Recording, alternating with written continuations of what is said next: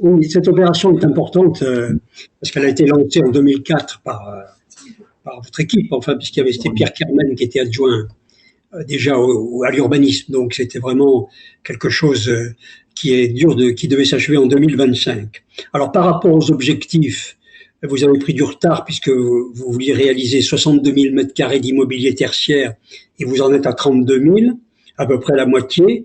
Et donc ma question c'est à quoi tiennent ces résultats décevants? Côté logement, par rapport aux objectifs, vous avez fait monter le pourcentage de logements sociaux puisque vous arrivez presque à 40% et augmenter aussi le logement étudiant.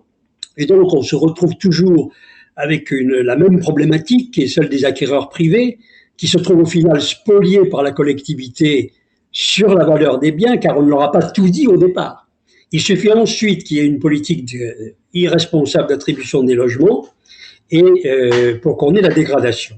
Alors, il y a un petit détail qui m'affecte dans la présentation du dossier, mais c'est vraiment un détail, c'est que je vous demande de retirer la création du CNAC dans les réalisations de la ZAC Bouchaillé-Vialet depuis 2004.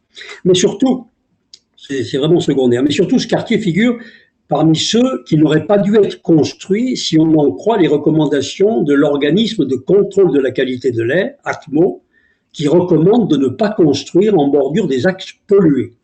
Or, A480, du fait des refus d'élargissement qui ont été opposés ces 20 dernières années, c'est l'une des premières sources de pollution du trafic de l'agglomération grenobloise avec la rocade sud.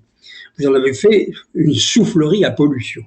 Alors, secondement, ça a été dit par Chérif Boutafa tout à l'heure, c'est une zone inondable.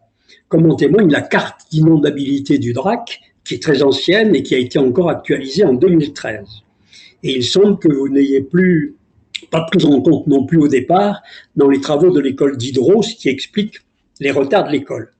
Alors la dernière tranche, on nous a informé que la dernière tranche de l'opération Bouchaillé-Vialet est bloquée du fait de cette inondabilité et elle représente 18 000 mètres carrés et 8% des recettes de l'opération.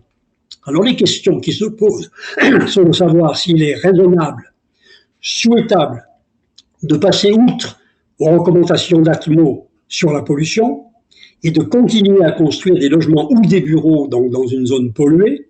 Et qu'en est-il de ceux qui vivent et qui travaillent aujourd'hui et qui ne devraient-ils pas se retourner contre les élus qui ont pris ces décisions au détriment de leur santé?